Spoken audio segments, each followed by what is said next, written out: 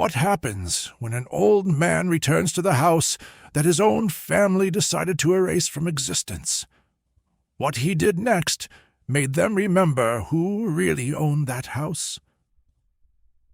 Let me tell you something strange. I once pulled a trigger and watched an entire line of German armor vanish, just disappear like it never existed. But the real story, it wasn't about what I hit. It was about who I pissed off just by thinking.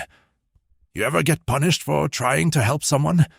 I mean, really help. No glory, no angle. Just do the right thing and suddenly they're looking at you like you're the problem. That was me. Private First Class Roy Banks. 90mm gunner, 319th Anti-Aircraft Artillery. Trained to shoot what flies. Told never to think about what crawls. But that morning, I did. Normandy, July 1944. We were parked near a makeshift hedgerow battery we called Margaret 4. Just trees, dirt, and a barely working radio. Sun wasn't even up yet. The fog lay heavy, and it stunk. Of fuel, damp boots, and something worse I didn't want to name. I was checking alignment on our 90mm M1 when the first call came in. Static, then screaming. 13th sector's getting shredded. We got wounded. God, they're screaming. I froze. That was less than 300 yards out. Friendly ground infantry boys. I knew some of them by name. One of them, Pete, gave me his last pack of smokes 2 nights ago. I turned to my crew chief, Sherman, old-timer, bald, a voice like gravel soaked in whiskey. Sherm, now I'm going up there. He didn't blink. You got 10 minutes. Don't do anything stupid. I grabbed a canteen and 2 field dressings and ran. The first shot wasn't from a gun. Bodies were everywhere. Mud-caked, open-mouthed, twitching in ways men shouldn't. I didn't count how many. I just dropped next to the first guy still breathing, gave him water, pressed down on his leg till he stopped screaming. I talked to him like he was still there, even though part of him wasn't anymore. I didn't ask permission, didn't fill out a request form, didn't salute anyone, just helped. Then I heard boots behind me. Lieutenant Sorrell, fresh-pressed, chin held high, clipboard in one hand like it could stop bullets. He looked down at me like I'd broken into his damn house. Banks, what are you doing here? I stood up slow. My hands were shaking from adrenaline. They needed help, sir. He squinted like he didn't understand the words. You're not a medic. You're not infantry. You are artillery. That's your place, back there, where you're told. I looked at him, blood all over my sleeves, mud up to my knees. I hadn't even fired a round yet, and already I felt like I was at war. Permission to speak freely, sir. No? Didn't matter. I said it anyway. This is the front line, Lieutenant, and they're dying here.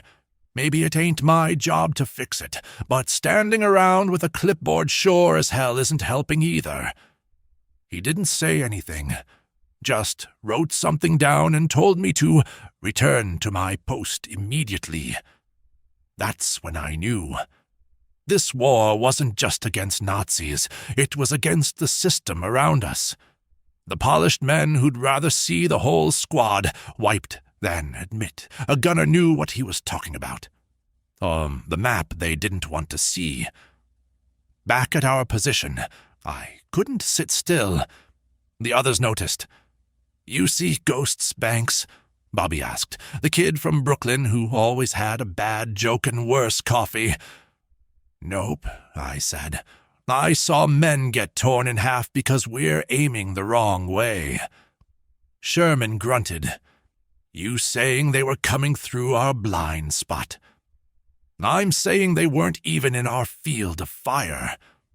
I pulled out the reconnaissance map, laid it flat on an ammo crate, drew the line of the last column we spotted. Then I shifted the firing angle by about 30 degrees. Right here, I pointed. They're moving across this low ridge. If we adjust, even slightly, we don't just hit tanks. We hit the whole damn road." Silence. Sherman leaned in, studied it, nodded slow, and headquarters approved this. They didn't even look at it. "Of course they didn't," Bobby muttered, "'cause it didn't come from someone with bars on his shoulder." I said it out loud. They don't want us thinking. They want us following. Sherman lit a cigarette, took a long drag. "Then the question is, Banks, what are you going to do with this?" "One request. One wall. I wrote it up. Clear, clean, simple. Attached the map. Circled the adjustment. Sent it through proper channels. Didn't take long. Captain Melrose, fat, red-faced, always out of breath, called me in like I'd just slapped his mother. 'You are not authorized to recommend targeting changes. You are not trained in strategic analysis. And you are not to discuss this outside of chain of command.' Are we clear?" "As clear as the sky the day we got strafed last week, sir." "Wrong answer." He slammed the report down like it was radioactive. "You think you're smarter than command, Private Banks?" "No, sir. I think I'm closer to the damn problem." That's when he leaned forward and hissed it like it was scripture. "You point, you fire, you shut up." I left his tent with nothing, not even my report. He crumpled it before I hit the door. 3 men, 1 decision. That night we sat in our dugout. Just 3 of us. No fanfare, no glory, just dirt, dark, and the sound of diesel engines creeping closer. "I say we do it," I told them. Sherman looked up, didn't flinch. "You realize they'll court-martial all of us?" "Not if it works. And if it doesn't? Then they'll court-martial us anyway. At least we'll go down for trying." Bobby was quiet. Then he said, "You know what scares me more than court-martial? Waking up tomorrow and hearing more of our guys got ripped apart. Again, while we did nothing. We didn't vote. We didn't salute. We just moved." Final scene. The shot just before dawn. We adjusted the gun. 35 degrees. Aimed at the sector no one said we could see. Shell loaded. Target locked. Finger on the trigger. I looked at Sherman. He nodded. I pulled. The recoil slammed through my shoulder. The boom echoed down the line like the end of the world. A moment of silence, then fire, then smoke, then screaming. Not ours. We stood there, staring, listening, and that's when I knew they were about to notice us, one way or another. What happened next changed everything. You don't want to miss how this unfolds. They always say the first shot's the hardest. Maybe that's true if you're worried about the enemy. But see, the shot we took didn't just land on the Germans, it shook them. The ones in charge, the ones who didn't pull the trigger, didn't lift the barrel, didn't see the map, but still thought they owned the war. And what happens when a low-ranked gunner fires a round that hits a little too hard? They come for you, not with bullets, with folders. Or 4:45 a.m., 1 shell, 1 mess. We were still standing there, smoke hanging in the air like burnt linen, when Bobby spotted it first. Fellas, we got company. Jeep coming fast. No headlights, big red stripe on the fender. That meant officers. Sherman didn't even blink, just lit a cigarette. "I'll take the heat," he said. I shook my head. "No, you won't. This one's on me." They stopped 10 feet from the pit. Major Kilroy stepped out. Clean boots, wrinkled brow, clipboard already open. "Who authorized that shot?" he asked, not even saying good morning. "I did, sir." "Who's I?" "Private First Class Roy Banks. Fire control." He stared at me like I'd just confessed to losing the war personally. You were ordered to hold fire unless within the designated sector. I adjusted based on live reconnaissance, visual confirmation. I made the call." He turned to Sherman. "Did you approve this?" Sherman didn't answer right away. "No, sir," he said flat. "But I didn't stop it either." Kilroy flipped a page on his clipboard. "Report to Field Command. Now." Joe 6 to 15 a.m. Cold tent, hot seats. The tent was colder than it had any right to be. Smelled like stale coffee and stale intentions. There were 4 men inside. 2 colonels, 1 captain, and 1 quiet guy in glasses. I assumed intelligence. None of them looked like they'd seen dirt that week. They didn't offer a seat. Just questions. Was this premeditated? Did anyone else know? "Do you understand the chain of command?" I answered straight. I saw a column moving through an unguarded ridge. Our sector alignment wouldn't cover it. I made the call. It worked. The room went quiet for a beat. "You don't get to make that call," one of the colonels said. I looked at him. "With respect, sir, I'm the one behind the scope. I see the angles before the ink dries on your reports." He didn't like that. His voice dropped. "Do you think you're the only soldier with eyes, or just the only one reckless enough to disobey orders?" I didn't say anything. I just stood there, firm. Because when the truth burns, silence says more than any speech. 7:40 a.m., the real question, back outside, while waiting to be dismissed or demoted. We didn't know which. Kilroy walked up again. This time, alone. "You do realize if that shell had missed, we'd be having this conversation with your replacement." I nodded. But it didn't. He exhaled through his nose, half frustrated, half something else. "You don't understand what this looks like." "Oh, I understand perfectly," I said.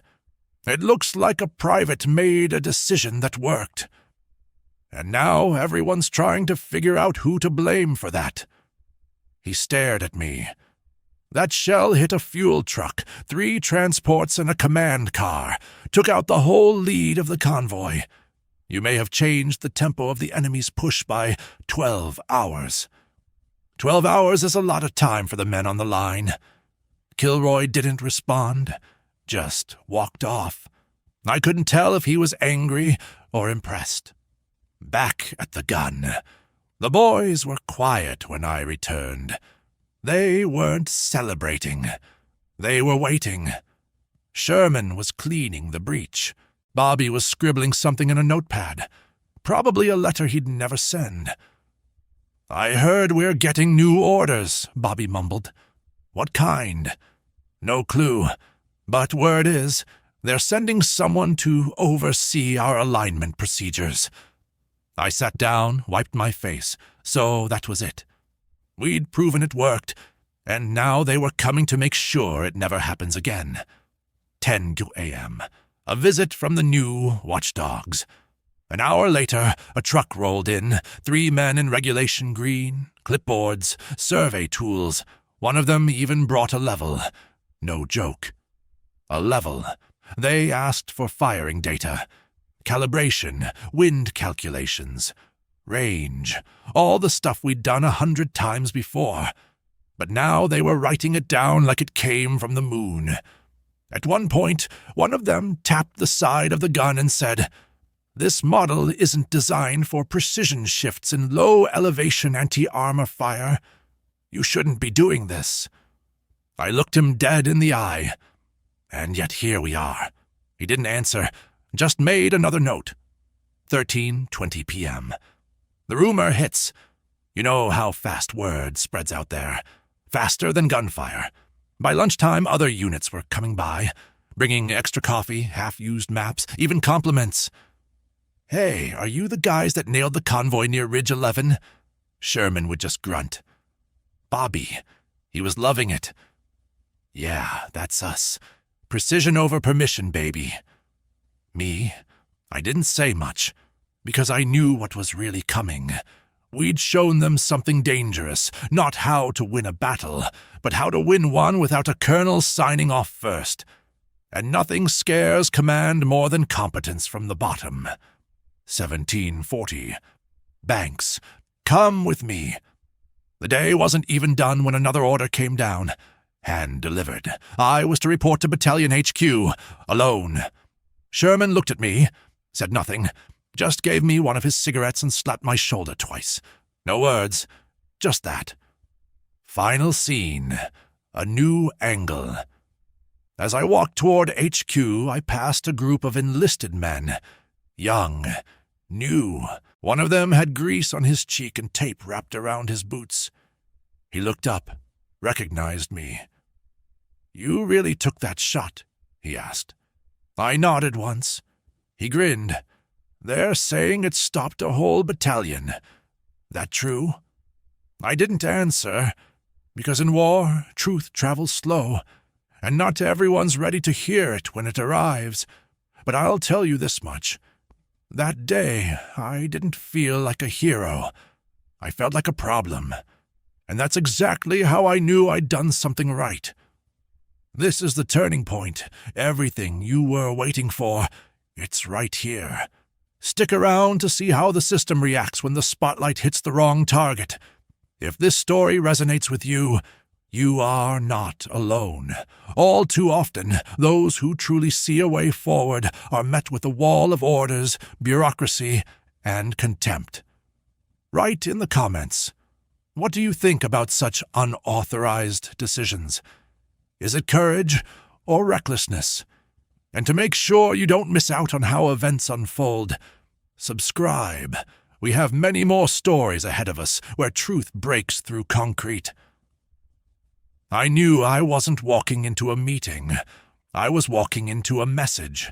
They didn't send runners to pull you from your gun crew unless someone higher up wanted a lesson taught. Not in tactics, but in obedience. You see, in war, disobedience isn't measured by results. It's measured by embarrassment. And I had embarrassed the wrong people by being right. 1905, Battalion HQ, rear tent, IM4. The tent smelled like canvas and fear. Not mine, though. There were 3 men seated when I walked in. One I recognized, Colonel Albright, a man who wore his uniform like it was trying to run away from him. He had a face that looked like he'd never had a bad meal or a good idea. The other 2 were new. One wore engineering bars, the other, no insignia, just sharp shoes and a blank folder. I clocked him as intelligence or legal. Either way, not a man who handled dirt. Albright spoke first. "Private Banks. Sit." I stayed standing. "I'll stand, sir." He didn't like that, but he moved on. "You fired without authorization. You adjusted trajectory beyond protocol, and now your actions have caused complications." I stayed quiet. No point explaining what they already twisted.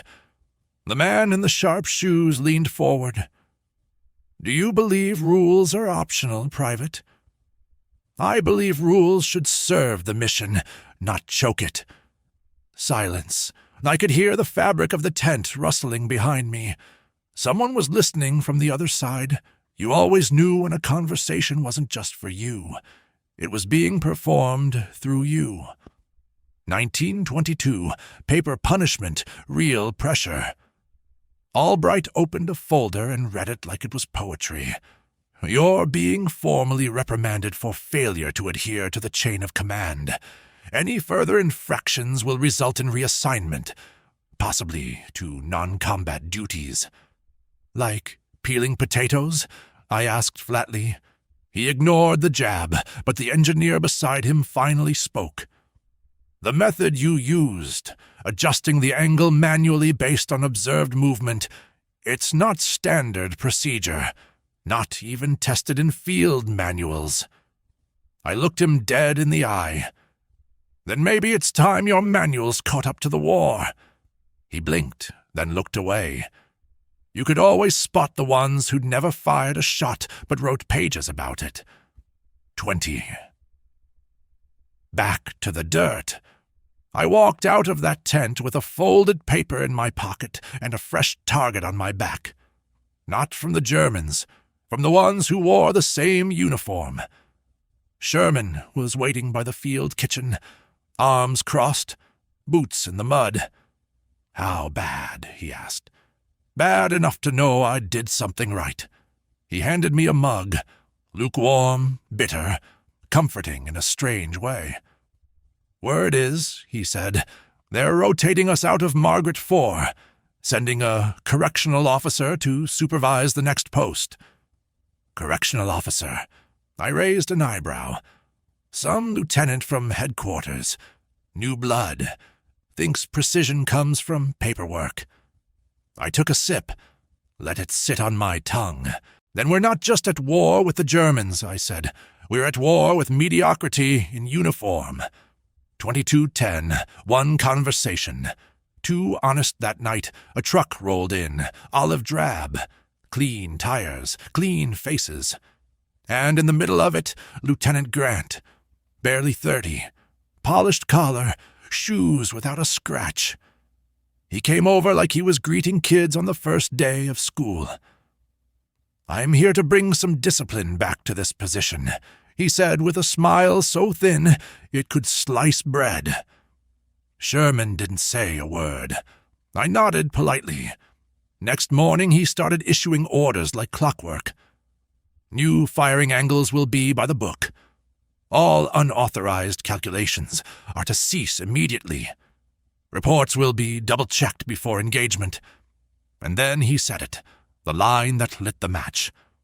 "I don't care what you think works, Banks. You're not here to think. You're here to obey." 06:20, the last straw.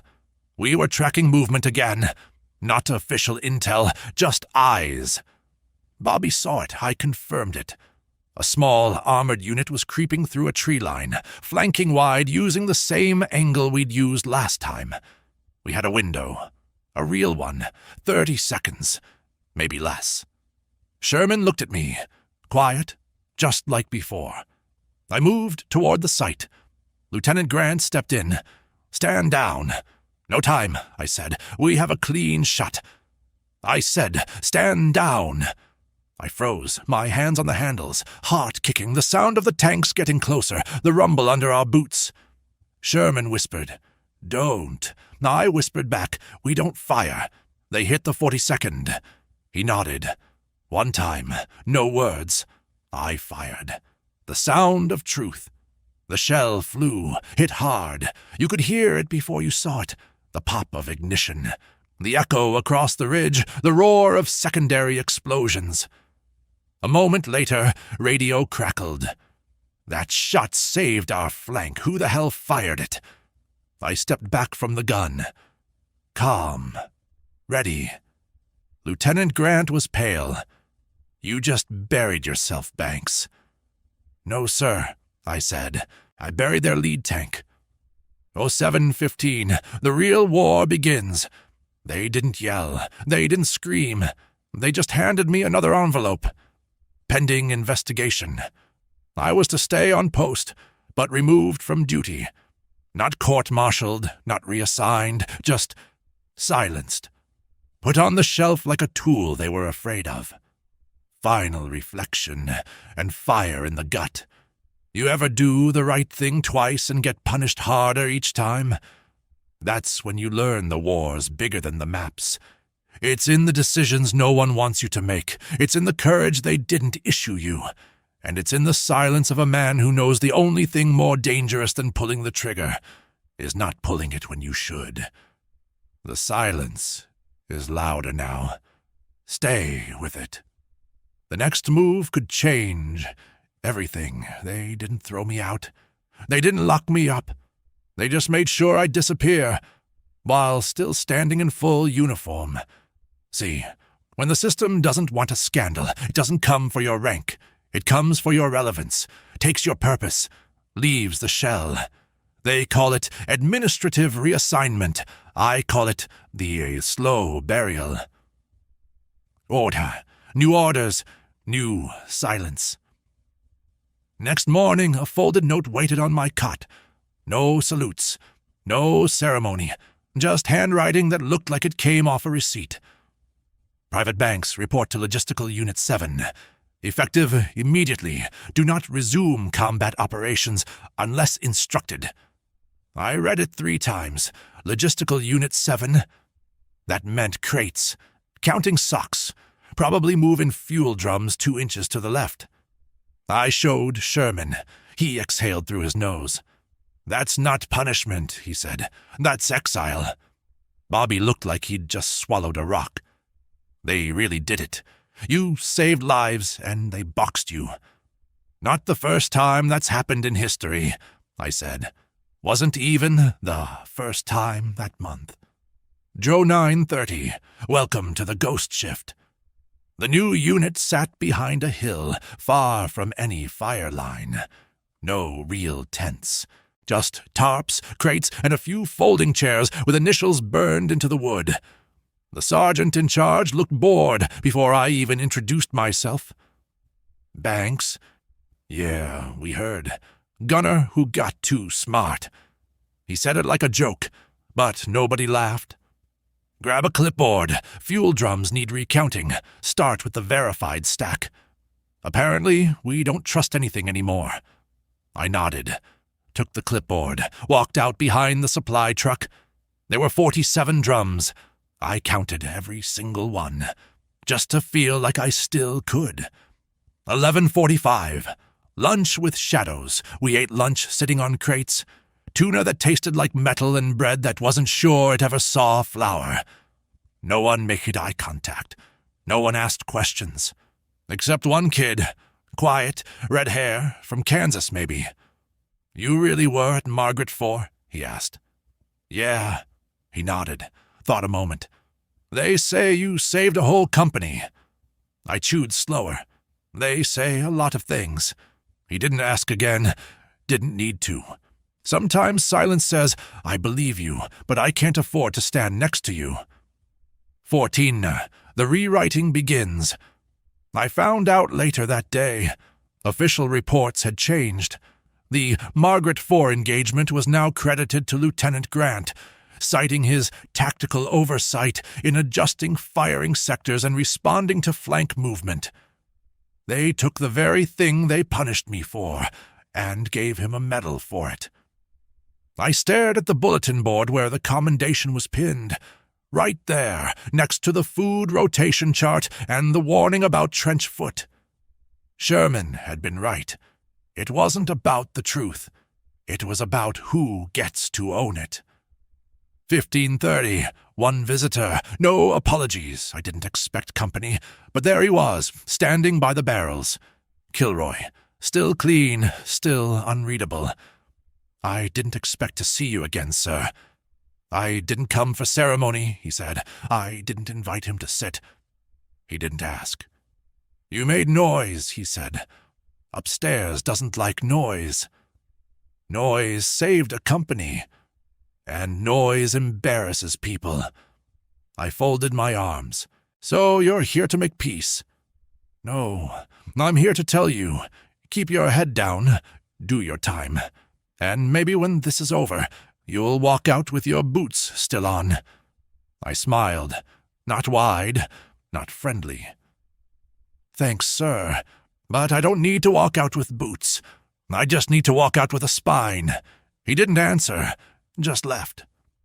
17 letters that don't get sent. That night, I wrote a letter, not to my family, not to command, to myself.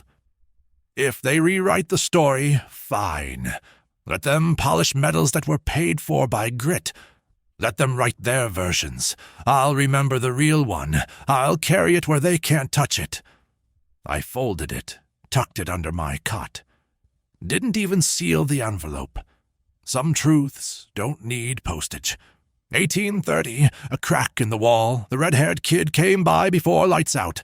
Said nothing at first, then handed me a small folder.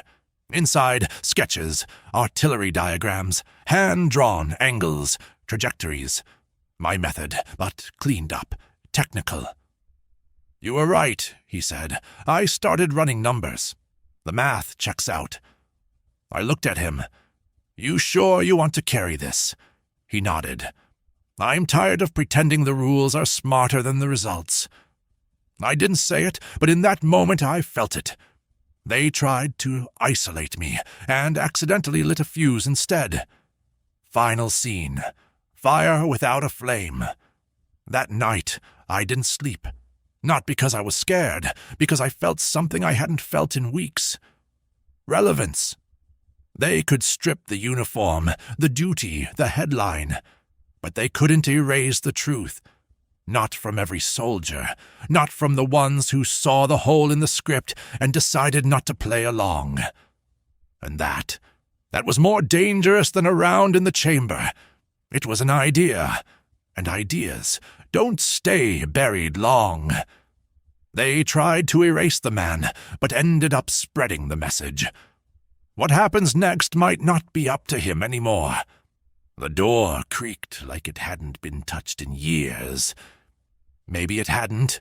I stood there, holding my breath like a damn rookie, staring into the house I built with my own 2 hands. The air hit me first. Stale, cold, with the sharp scent of pine cleaner that didn't match the dirt I was looking at. My boots stepped onto the hardwood like a burglar, though I had more right to be here than anyone else breathing inside. I wasn't expecting a party, but I wasn't expecting that either. There she was, my daughter, sitting at the kitchen table hunched over a stack of mail that wasn't hers, a wine glass in her hand, the kind I told her we'd never use because they were a gift from her mother's side, and those people never sent anything without a string attached. And then there was him, Rick.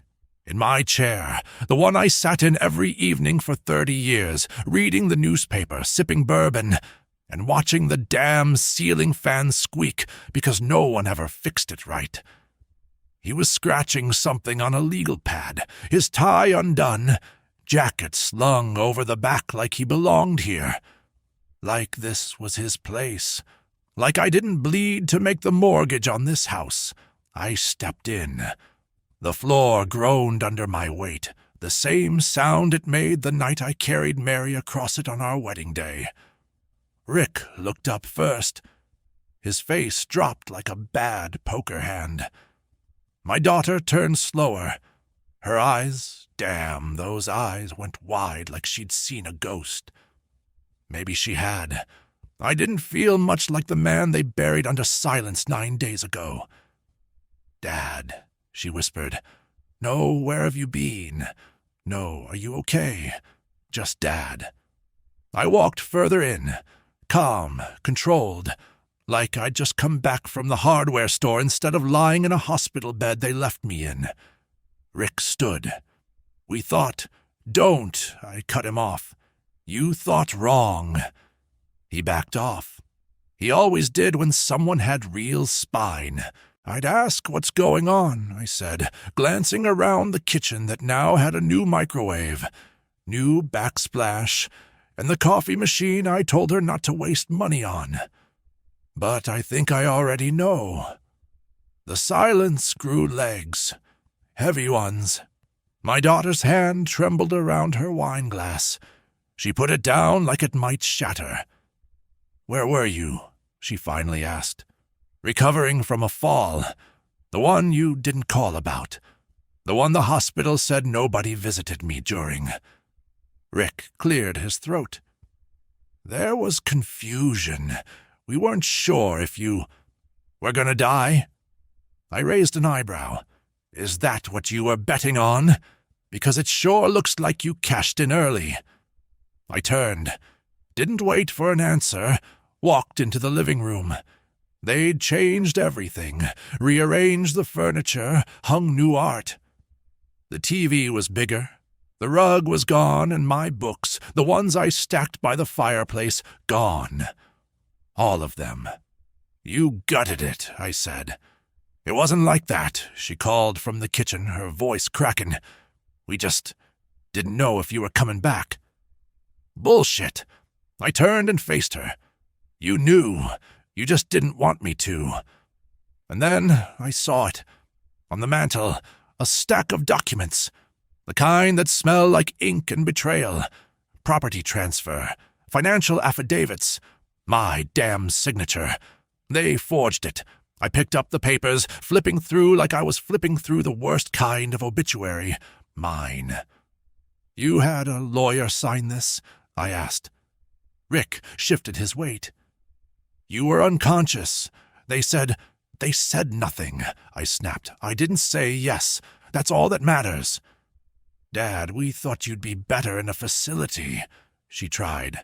"With nurses, with—" "You mean out of the way?" She said nothing. I looked at her, really looked. She wasn't my little girl anymore. That version of her was gone, replaced by someone who looked at my legacy like a scratch-off ticket. And maybe that was my fault. Maybe I made it too easy, too quiet, too trusting. But I wasn't about to let that be the final chapter. I grabbed the documents, walked back toward the front door. "I'll give you both 24 hours, I said, "to clear out and to lawyer up." "Dad," she gasped, "no. You wanted me gone. You decorated the place like I died. Now I'm back, and I'm not asking any more." Rick tried to speak again. I didn't care. I was already out the door. The air outside hit me like the first breath after drowning. Cold, pure, mine. And for the first time in 9 days I smiled. Not because of what I'd lost, but because of what I was about to take back. P.S. If you made it this far, you're the kind of person who knows the value of truth. And stories like this, they don't get told unless folks like you speak up. So drop a comment, even just one word. And hit subscribe if you're not afraid of where the story goes next. The fight's not over.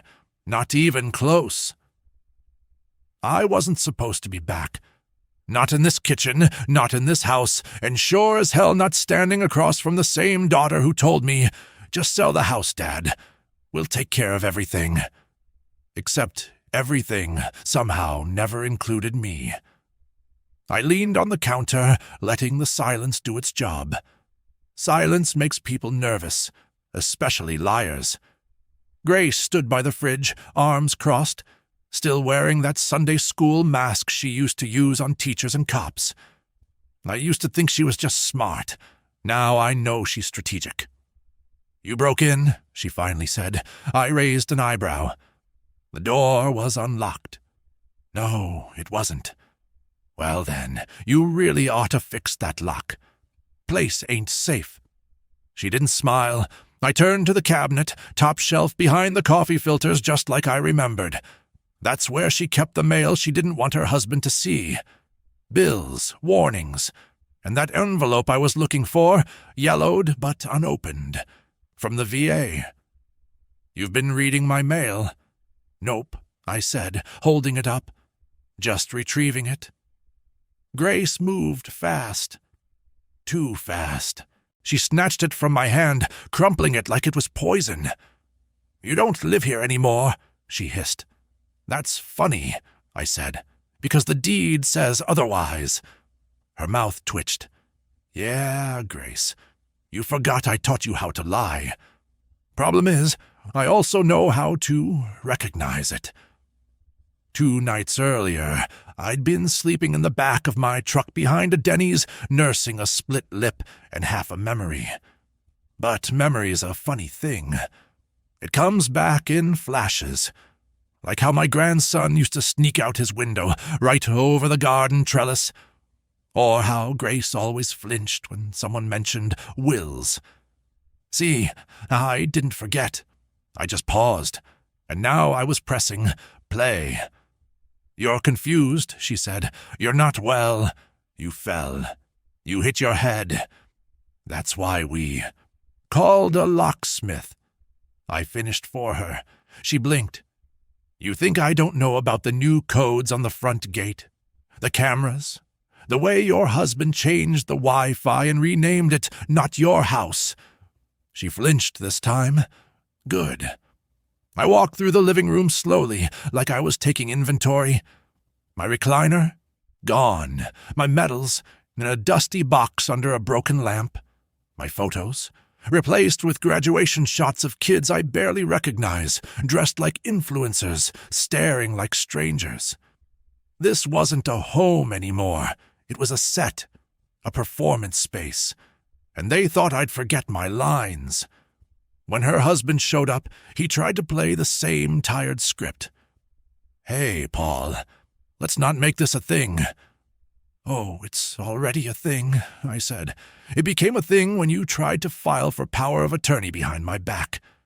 He went pale. How did you? I read, I said. I may not tweet, but I sure as hell read. He stepped closer. You're not staying here. No, I said, pulling a key from my jacket. You're not. Here's the part they didn't see coming. While they were busy pretending to care, I was talking to a lawyer, a quiet one, the kind who specializes in elder fraud and family coercion, the kind who doesn't advertise on bus benches. Turns out, forging signatures, misusing medical files, and redirecting pension payments is, well, let's just say it doesn't look great in court. So while Grace and her husband were busy hiding my mail and changing locks, I was changing the game. You'll lose, she said now, her voice thinner, like the air was draining out of her lungs. I smiled, slow. Grace, I already won. You just haven't figured it out yet. And with that, I sat down in my chair, in my living room, in the house I built, brick by damn brick. Let them call the cops, let them scream and cry, and try to twist the truth. Because this time, I brought proof. And I wasn't going anywhere. I thought reclaiming my house would be the hardest part. Turns out, the real war was still inside, and someone was about to light the match.